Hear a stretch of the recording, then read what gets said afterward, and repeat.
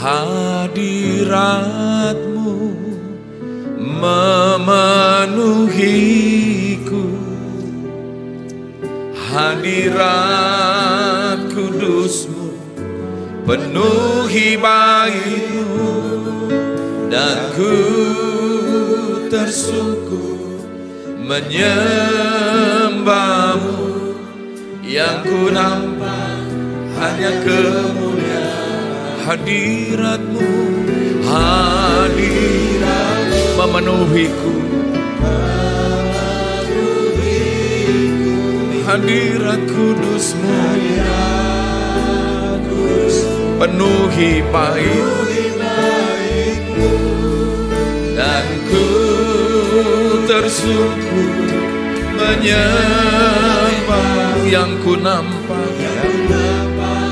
hanya kemuliaan-Mu. Kau ku sembah, Kau ku sembah, Kau ku sembah. Dengan sehati kami menyembah-Mu Tuhan. Ku sembah, oh Tuhan.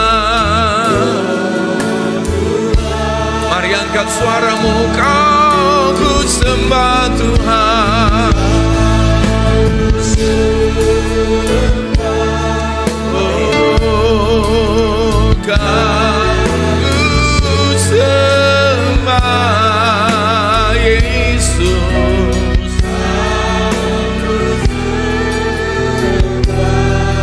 Oh Tuhan, mari dengan segenap hati bersama-sama angkat tanganmu. Kau ku sembah, Kau ku sembah, ku sembah Yesus.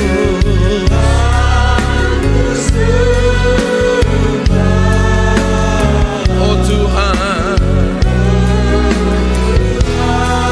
Kau ku sembah, Kau ku sembah.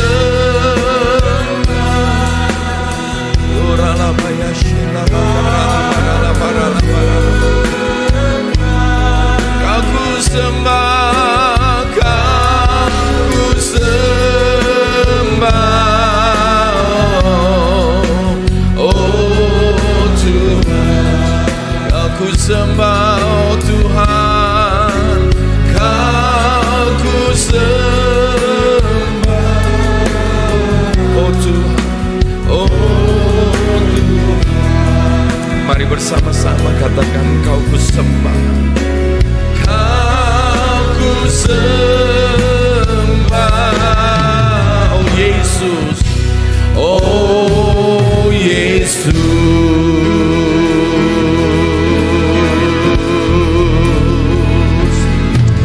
Uriala baya syandar makarala. Mari angkat suaramu menyembah Dia, menyembah dalam roh dan kebenaran.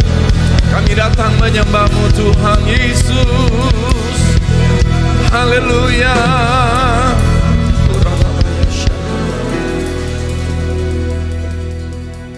Penyembahan kami bukan hanya kata, tapi dari hati kami yang terbuka untuk menerima. Hidup-Mu menghidupi kami, nafas-Mu Tuhan mengalir. Nasyamah yang dari Tuhan, divine intellectuality yang dari Tuhan mengalir menghidupi kami. Sehingga aku hidup bukannya aku lagi, tapi Kristus yang hidup di dalam aku. Terimalah kehidupannya saudara. Pagi ini setiap kita yang datang membuka hati, Roh Kudus bekerja menjamah engkau. Dan tidak ada seorang pun yang pulang dengan keadaan yang sama. Tuhan membaharui hidupmu. Jamah setiap kami Tuhan.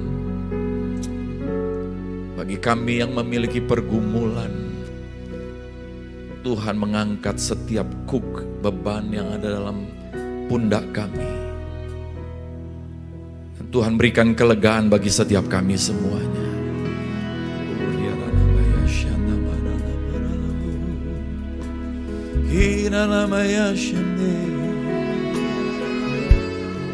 Oh, Ramaya Shando. Shanda barala barala barala. Kami yang lemah, buka hati terima kekuatan yang dari Tuhan. Kami yang sakit percaya terima iman. Oleh bilur darah Yesus engkau disembuhkan. Kami yang datang terikat. Firman-Mu berkata di mana ada roh Allah di situ ada kemerdekaan. Terima rohnya bekerja dalam hidupmu dan terima kemerdekaan terjadi. Kelepasan terjadi. Engkau yang jatuh, Tuhan mau mengangkat engkau. Dia mau mengangkat engkau. Dan setiap kami lebih daripada disembuhkan, dikuatkan, diberkati, dibangkitkan. Kami dibawa, dituntun oleh Roh-Mu ya Tuhan Yesus. Kami siap untuk terima pengurapan-Mu Tuhan Yesus. Kami tidak hidup dengan kekuatan diri kami Tuhan, tapi kami terima pengurapan-Nya. Mari saudara yang mau menerima pengurapan-Nya, terima pengurapan-Nya mengalir dalam nama Yesus.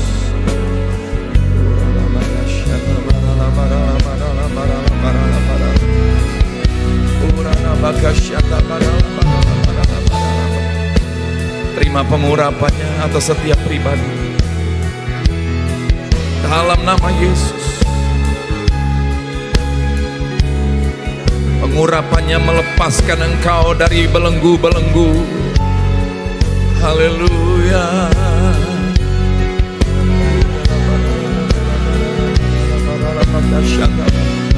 Urada barala bakashanda barala barala barala barala barala barala barala barala barala. Ida bakashando rolobu urada barala barala barala. Urada barala barala barala barala barala. Haleluya.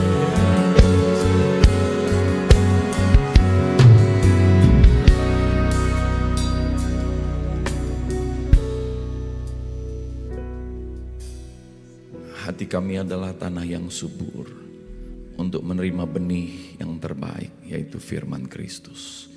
Mari semua yang siap punya hati bagaikan tanah yang subur, yang punya hati yang lemah lembut, katakan amin. Amin, haleluya, puji Tuhan. Sekali lagi saudara, bolehkah kita dengan sukacita rayakan Tuhan yang sudah memberkati kita dan akan terus memberkati kita. Haleluya. Shalom. Puji Tuhan. Apa kabar semua jemaat yang dikasihi Tuhan? Apakah semua saudara baik-baik dan hidup di dalam agendanya Tuhan? Saudara, mari kita bukan hanya hidup untuk dipelihara, tapi kita hidup bagi kepentingan kerajaan Allah. Haleluya. Sehingga hidup ini tidak sia-sia saudara. Saudara, kita melihat apa yang dikatakan firman itu nyata sekali, bahwa aku datang memberi hidup dalam segala kelimpahan, tapi sebaliknya orang yang tidak terima hidup dari Tuhan, maka iblis datang mencuri, membunuh dan membinasakan. Dia bukan hanya mau membunuh saudara, tapi mau membinasakan. Saudara, kita melihat negara yang mengejar kemajuan dan kemajuan dan kemajuan dan kerja dan kerja dan kerja. Apa yang terjadi dengan Jepang, saudara? Mereka mengalami krisis populasi. Ya, kita tahu, saudara, bahkan orang yang mau pindah ke kota-kota tertentu di Jepang dibiayain oleh pemerintah, dikasih uang karena udah kekurangan populasi, banyak rumah yang kosong. Mengerikan, saudara, ya. Dan yang lebih mengerikan lagi saudara, dan ini informasi baru tahun ini, bagaimana banyak orang di Jepang mati dalam kesendirian. Ya, jadi binasa, ya, mati dalam kesendirian. Berbulan-bulan mati di dalam apartemen mereka, bukan 1-2 orang saudara, puluhan ribu orang. Nah saudara, apa yang terjadi? Nggak ada yang tahu mereka mati di situ saudara. Kenapa? Karena tagihan sewa pun ataupun kredit apartemen mereka itu dibayar secara otomatis sampai nanti udah habis uangnya baru berhenti, baru ketahuan orangnya mati, saudara. Puluhan ribu orang. Apakah kita mau hidup yang hanya untuk dipelihara? Saudara, mari pagi ini saya ingin menyampaikan sesuatu bagi orang yang mau serius sama Tuhan. Terlalu banyak orang ada di gereja, tapi apakah kita serius sama Tuhan? Saya berdoa, saudara, kita adalah orang-orang yang serius sama Tuhan. Tuhan sudah nyata begitu serius sama kita. Nah, perjalanan pada bulan ini, saudara, kami ke Malaysia mengikuti satu konferensi di mana Tuhan sedang bergerak luar biasa, saudara. Di konferensi ini berkumpul berbagai bangsa dari Asia. Ya. Lalu kemudian saudara, kita sedang bersama-sama hampir 1.000 orang mempersiapkan diri untuk satu kegerakan yang luar biasa. Seluruh dunia anak-anak Tuhan saat ini sedang menyatukan hati, dan saya berdoa kita masuk dalam bagian kesatuan itu, saudara. Untuk bagaimana dunia ini boleh dijangkau. Everyone, setiap orang boleh mengalami perjumpaan dengan Yesus. Nah, saudara, di dalam konferensi itu tiba-tiba di hari yang kedua, saya dicari oleh sekelompok orang, saudara. Saya tidak kenal mereka siapa. Tiba-tiba sekelompok orang ini minta waktu ketemu saya, sampai 2 kali pertemuan kami membicarakannya. Ternyata mereka dari kelompok penginjilan dari gereja Katolik. Saya kaget, oh dari gereja Katolik, kelompok penginjilan. Lalu kemudian saya tanya, kenapa kalian mau cari saya? Kami dengar tentang Anda dan gereja Anda. Saya kaget juga, saudara, dia tahu dari mana ini gereja Katolik. Bahwa gereja Anda sedang bergerak dipakai Tuhan di Provinsi Riau. Singkat cerita, saudara, mereka katakan kepada saya bahwa gereja Katolik saat ini diberi tuntunan oleh Paus. Ya, saudara tahu, nggak ada satu kekuatan yang hebat seperti ini, saudara. Negara yang sangat kecil tapi berpengaruh miliaran di seluruh dunia ini, saudara. Paus mengarahkan untuk semua orang Katolik untuk bergerak dalam penginjilan. Wow, ini satu berita yang mengagetkan saya, saudara. Kenapa? Karena gereja yang satu-satunya di dunia, saudara, kelompok gereja Katolik ini sampai hari ini tetap satu dimanapun di seluruh dunia. Mereka tetap satu. Ya. Dan kali ini saya dengar berita yang saya pikir saya kaget. Dan mereka menyebutnya namanya New Evangelism. Penginjilan baru. Dan kemudian mereka ini, saudara, menyampaikan nama kelompok mereka sendiri. Mereka dari gereja resmi, dari gereja Katolik, saudara. Dari berbagai gereja Katolik yang ada di Malaysia. Dan mereka minta waktu, boleh gak kami datang ke Pekanbaru untuk belajar dari gereja Anda. Saudara, saya kaget. Ya, saudara, saya percaya ketika Tuhan boleh memakai untuk menjangkau orang-orang Katolik, ini kegerakan yang besar Tuhan akan nyatakan, saudara. Nah, saudara yang kasih Tuhan Yesus, setelah konferensi itu saya ke Bandung melayani di kota Bandung. Kemudian saudara, hari Selasanya saya ke Jakarta.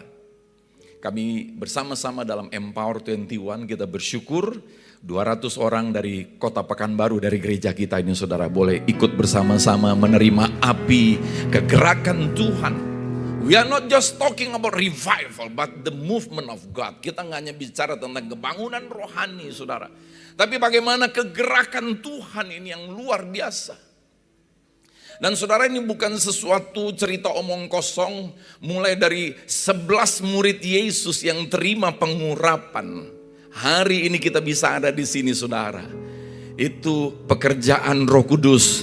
Mari kita berikan tepuk tangan. Roh Kudus adalah penginjil yang terbaik. Haleluya.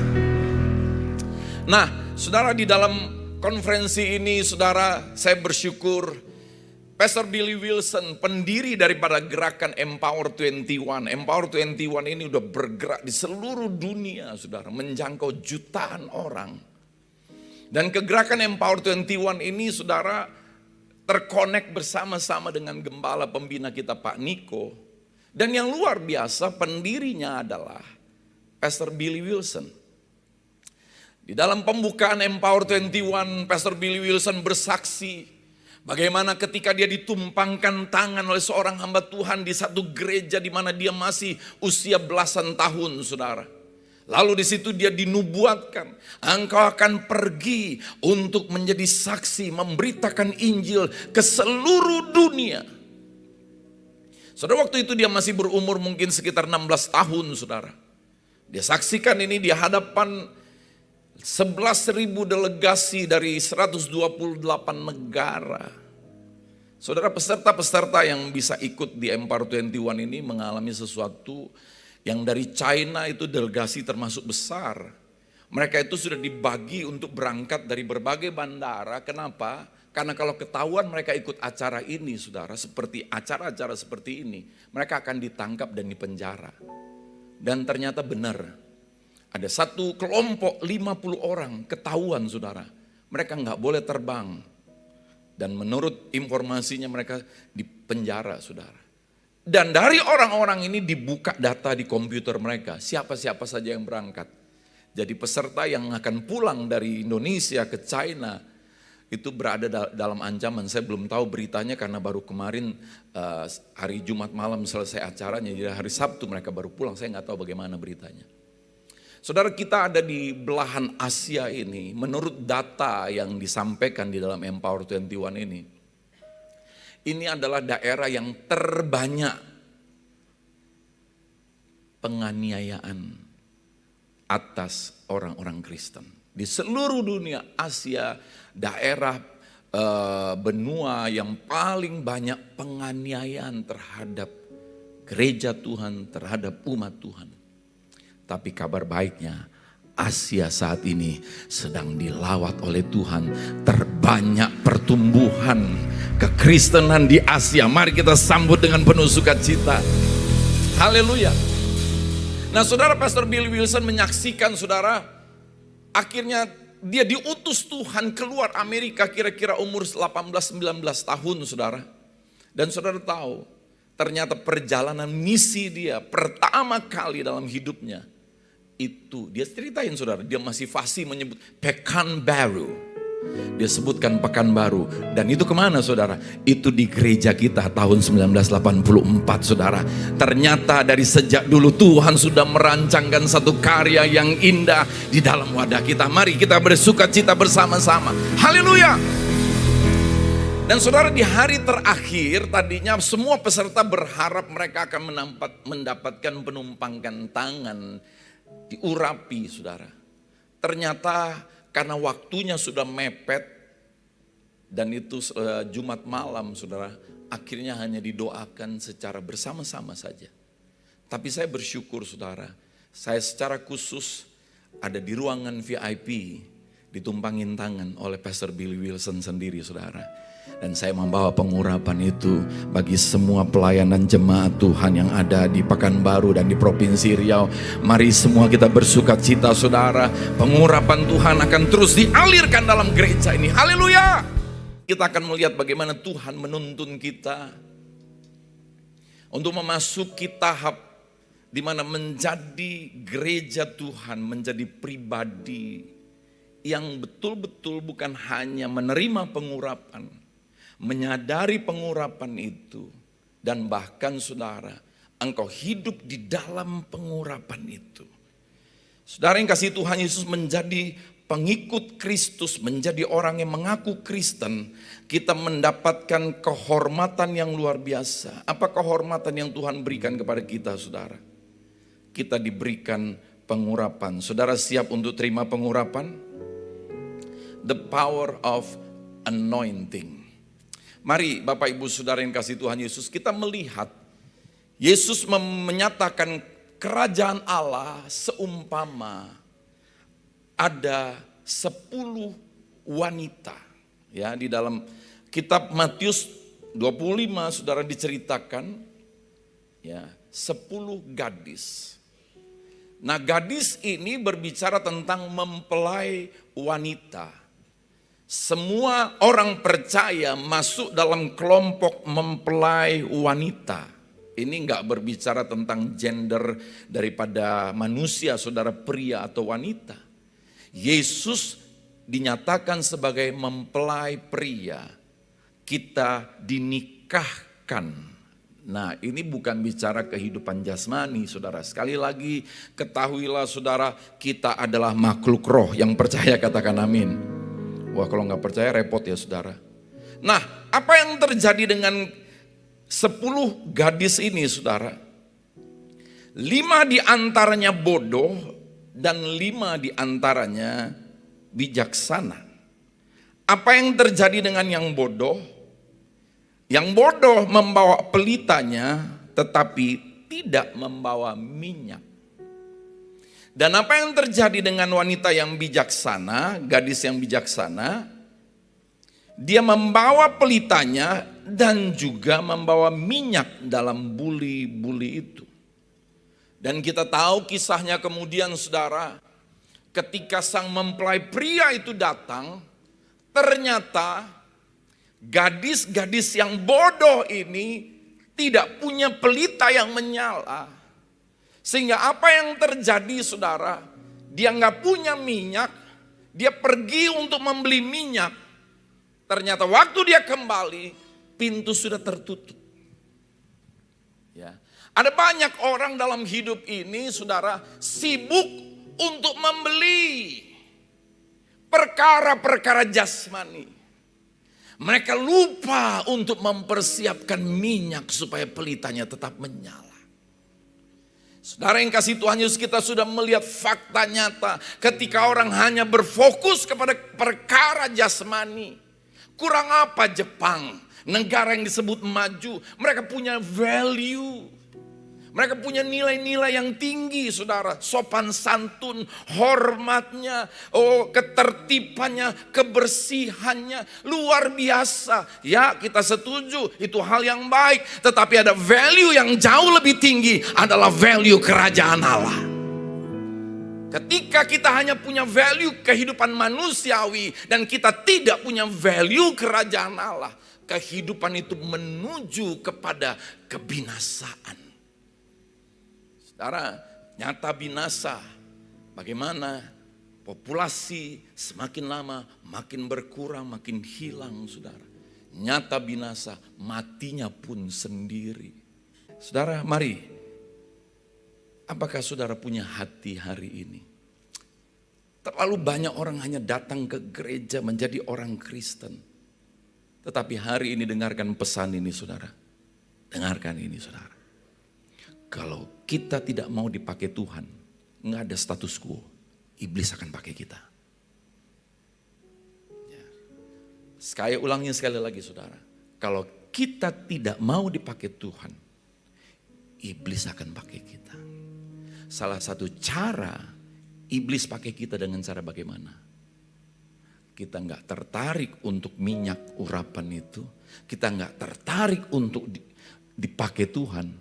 Kita cuma pikir begini, pokoknya aku orang Kristen, sudah datang ke gereja, jadi orang baik, ekonomiku baik, keluargaku baik, that's it. Nggak usah terlalu pusing macam-macam Pak. Itu salah satu cara iblis pakai orang saudara. Dia merasa ekonominya sudah baik, dia merasa kehidupannya, kelakuannya sudah baik, keluarganya sudah baik, that's it, that's enough. Dia nggak tahu untuk apa dia. Saudara, saya menemukan fakta seorang penulis buku Purpose Driven Life. Dia seorang pendeta tapi bukunya laku terjual jutaan kopi saudara sampai hari ini. Bukan hanya bagi orang Kristen tapi bagi orang dari berbagai agama termasuk orang ateis. Ini kesaksian nyata. Orang-orang yang ada di kantor, di pemerintahan, di penjara-penjara beli bukunya. Saudara tahu apa artinya itu? Artinya orang ingin menemukan panggilan hidup. Purpose in life. Tujuan hidup. Ketika orang tidak menemukan tujuan hidup saudara. Maka dia sedang abusing hidupnya. Dia akan salah gunakan hidupnya. Saudara, Yesus selama di dunia. Saya mengajak kita untuk melihat di dalam Lukas pasal yang keempat saudara. apa yang terjadi dengan Yesus. Dia turun dalam rupa manusia, dia adalah Tuhan yang mau turun dalam rupa manusia. Dia bukanlah manusia yang mau menjadi Tuhan. Dan dia kudus, dia benar, dia tak bercacat, tak bercela. Tapi Yesus pun sudah dinubuatkan oleh Nabi Yesaya dalam Lukas pasal 4 ayat 17 dan 18 sampai 19. Mari kita baca bersama-sama. Saya mengundang kita saudara, biarlah gereja kita menjadi gereja kuno tapi masuk surga. Ya kan, kayaknya baca Alkitab kuno ya saudara ya. Biarin, gak apa-apa kuno, yang penting selamat. Biarin kuno, yang penting hidup mulia. Amin saudara. Ya, kayaknya orang modern sekarang kan gak mau baca Alkitab lagi, gak mau buka Alkitab lagi, gak mau lagi bersuara saudara. Itu namanya orang hidup tapi mati. Mari semuanya yang hidup bernafas katakan bersama-sama. Kepadanya diberikan kitab Nabi Yesaya, dan setelah dibukanya ia menemukan nas di mana ada tertulis, Roh Tuhan ada padaku, oleh sebab ia telah mengurapi aku untuk menyampaikan kabar baik kepada orang-orang miskin, dan ia telah mengutus aku untuk memberitakan pembebasan kepada orang-orang tawanan dan penglihatan bagi orang-orang buta, untuk membebaskan orang-orang yang tertindas, untuk memberitakan tahun rahmat Tuhan telah datang. Yang percaya katakan amin. Tahun anugerah, tahun kasih karunia. Kita bukan hidup di zaman modern, kita bukan hidup di zaman postmodern, kita bukan hidup di zaman post-truth, kita hidup di zaman kasih karunia Allah. Yang percaya mari sambut dengan penuh sukacita. Katakan amin. Silakan duduk saudara. Saudara, ini satu peristiwa yang sebenarnya sangat indah. Yesus memberitakan kabar baik.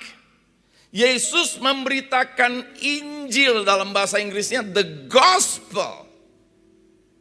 Dan kita tahu apa beritanya saudara. Beritanya bukan tentang penghakiman, tapi dia berkata, karena Roh Tuhan ada padaku, ia mengurapi aku, memberitakan kabar baik. Kepada siapa? Orang-orang miskin. Ia mengutus aku untuk memberitakan pembebasan kepada orang-orang tawanan. Berapa banyak orang yang menderita, tertawan oleh berbagai hal.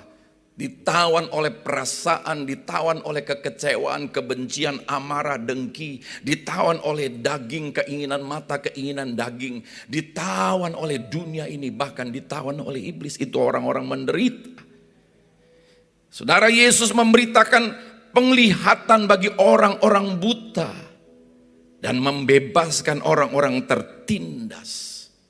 Ini berita yang sangat indah. Berita inilah yang diberitakan 11 rasul termasuk Paulus. Berita inilah yang mengubahkan peradaban dunia.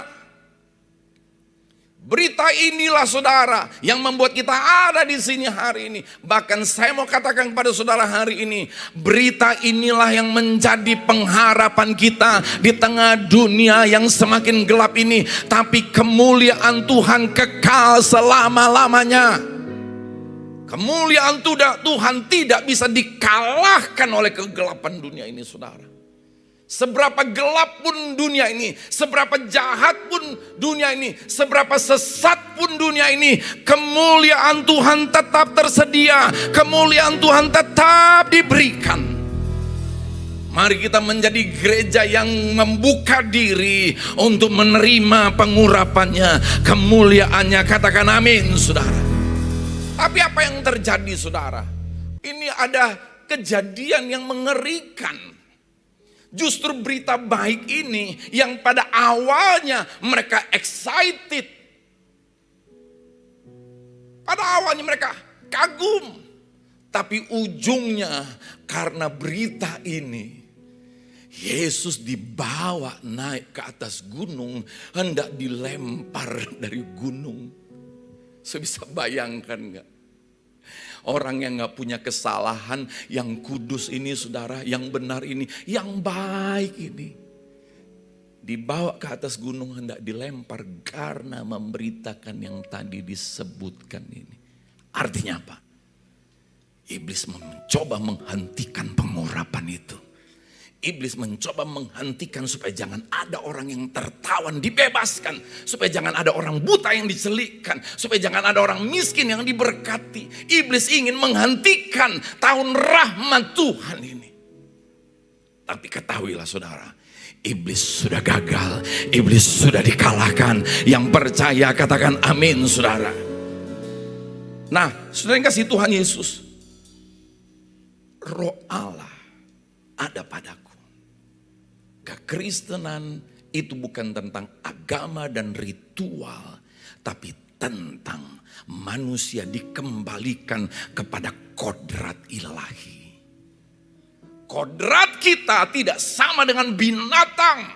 Kodrat kita hidup oleh Roh. Haleluya. Itu kodrat kita saudara. Orang yang tidak hidup oleh Roh Allah, dia sedang keluar dari kodrat.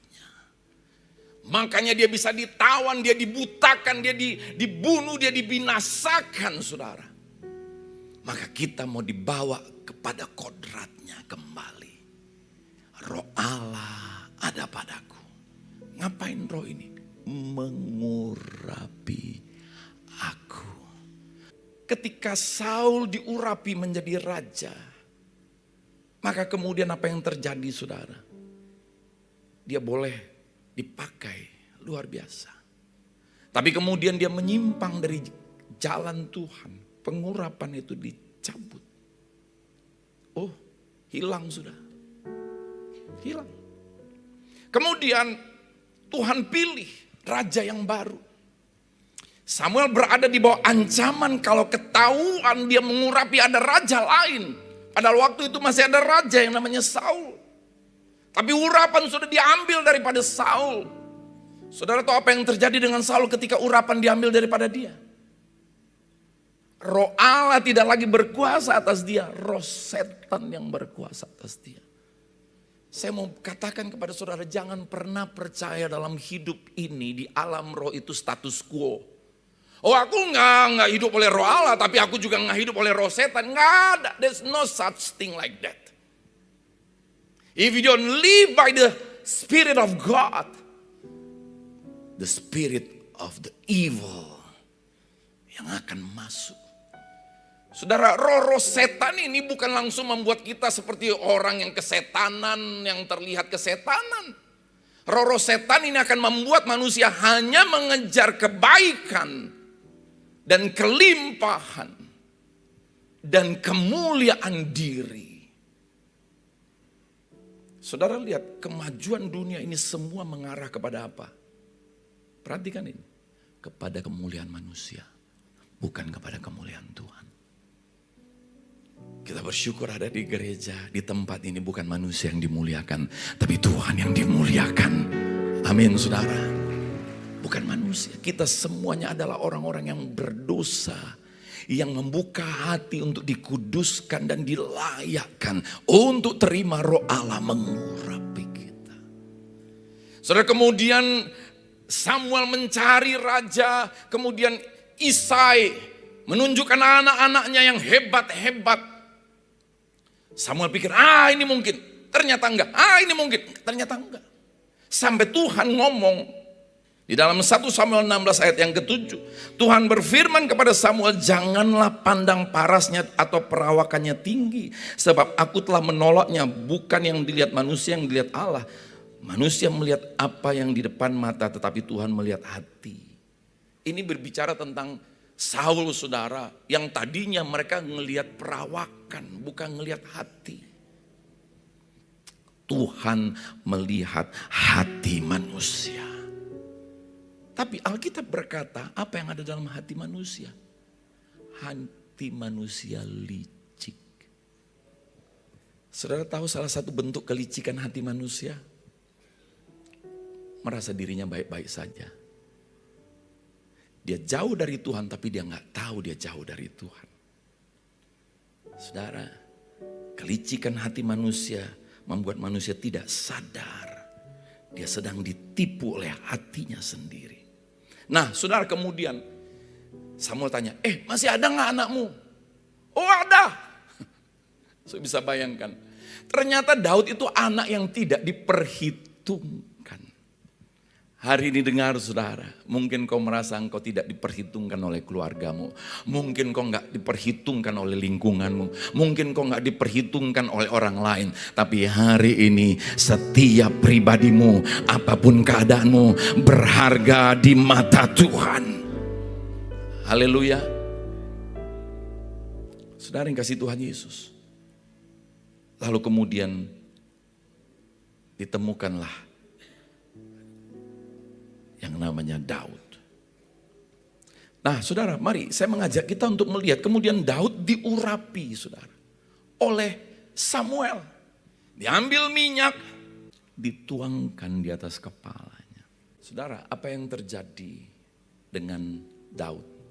Mulai saat itu Roh Allah berkuasa atas Daud. Wow, pengurapan bekerja. Apa yang terjadi dengan Daud saudara? Dia masih jadi gembala domba. Dia belum duduk sebagai raja. Dengarkan saudara, bukan jabatan yang memberi otoritas dalam hidup kita, tapi pengurapan Tuhan. Tuhan temukan seorang yang berada di padang gurun yang menggembalakan domba yang tidak diperhitungkan oleh papa mamanya dan ditertawakan oleh kakak-kakaknya ketika dia rajin membawa makanan kepada kakak-kakaknya yang sedang ada di medan perang. Kakak-kakaknya ledekin bilang begini, "Hei anak kecil, ngapain lu datang ke sini? Cuci kaki sono, tidur." Kira-kira gitu saudara ya. Saudara, mungkin di mata manusia engkau tidak punya dipandang apapun juga. Tapi engkau berharga di mata Tuhan. Apalagi semenjak engkau dengar berita ini, tahun rahmat Tuhan sedang turun atasmu saudara. Engkau mau menerima Roh Kudus yang memberi engkau pengurapan. Sehingga engkau tidak berjalan lagi dengan kekuatan dirimu. Saudara, apa yang terjadi dengan Daud? Dia menang melawan Goliat. Bukan hanya menang saudara, dia pun menang menghadapi orang sekelilingnya. Saudara, Saul iri hati, Saul hendak membunuh Daud. Ini orang yang diurapi Tuhan. Berkali-kali dia punya kesempatan untuk membalas, untuk membunuh Saul. Dia berkata apa? Saudara perhatiin, orang yang diurapi menghargai pengurapan. Saudara mari, Tuhan lihat hati. Ternyata orang yang menerima Roh Kudus diurapi ini, apa yang terjadi dengan Daud saudara? Dia dikejar-kejar oleh Saul. Dia lari ke gua Adulam. Mungkin kau mengalami gua Adulam dalam hidupmu. Di gua Adulam kumpullah orang-orang yang senasib bermasalah. Ada orang yang pembunuh, ada orang yang punya hutang banyak, ada orang-orang tawanan yang sedang dikejar buron-buron saudara. Kumpullah Daud dengan orang-orang bermasalah. Sementara Daud sendiri sedang bermasalah. Masalahnya serem saudara, dicari sama raja. Saudara, zaman dulu raja itu punya kekuasaan absolut. Nggak perlu ada pengadilan zaman dulu. Ketika mukanya masam dan tongkatnya nunjuk pada seseorang, orang itu hilang seketika saudara. Bisa bayangkan ya. Tapi orang bermasalah seperti Daud, dia punya pengurapan Tuhan. Di tengah-tengah orang bermasalah, dia bukan sibuk dengan masalahnya, tetapi di situ dia menjadi berkat di tengah-tengah orang yang bermasalah. Haleluya. Itu orang yang punya pengurapan. Seringkali saudara, ketika kita punya masalah, kita sibuk dengan masalah kita. Padahal ketika kita punya masalah, lalu kita dihadapkan dengan masalah-masalah orang, Tuhan ingin kita tetap menjadi berkat. Saudara mau menerima pengurapan, Tuhan melihat hati. Gara-gara pengurapan inilah Yesus mau dibunuh. Gara-gara pengurapan inilah Daud mau dibunuh. Betapa setan tahu pengurapan itu powerful. Nah, Mazmur 133, mari kita baca saudara. Nyanyian ziarah Daud.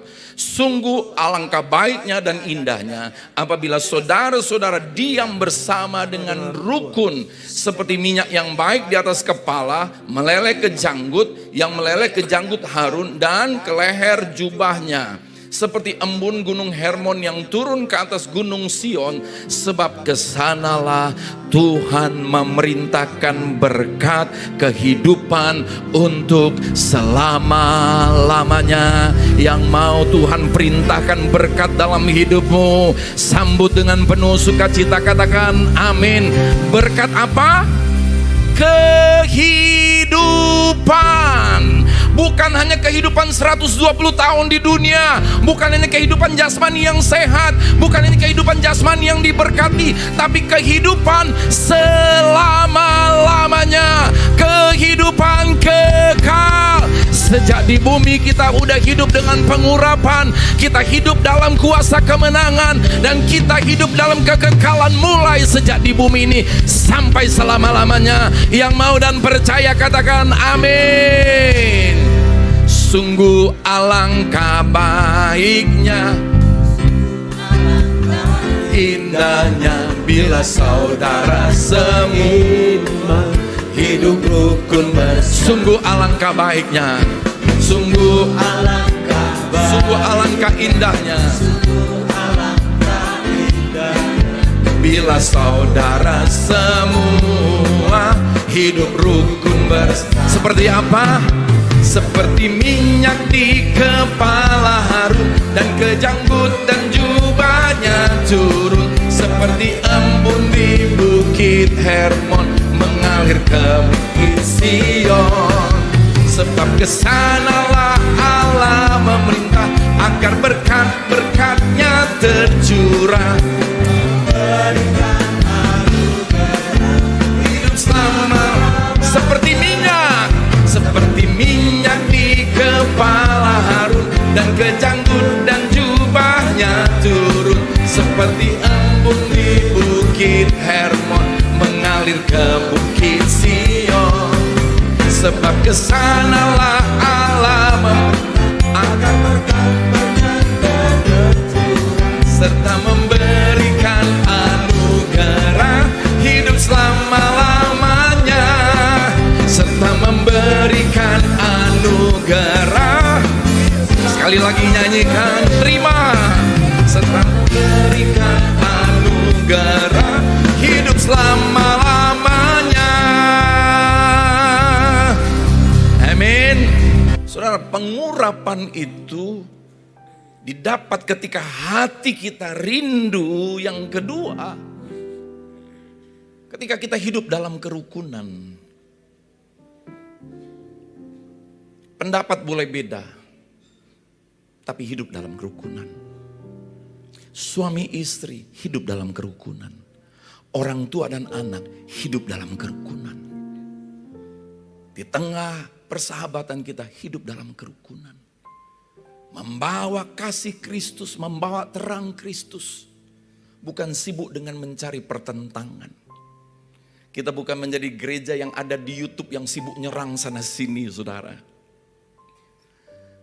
Memberitakan kasih Tuhan aja waktu kita gak cukup. Gak perlu memberitakan kesalahan, kekurangan siapapun, kelompok manapun juga. Sebab semua manusia yang sudah berdosa ini butuh terang Tuhan. Kegelapan gak perlu dikata-katain. Kegelapan hanya butuh terang. Sekecil apapun terangmu, terangmu pasti bercahaya. Terangmu pasti berguna. Dan terang itu sudah diberikan oleh Kristus dalam hati kita. Sudah pengurapan mengalir ketika kita hidup dalam kerukunan.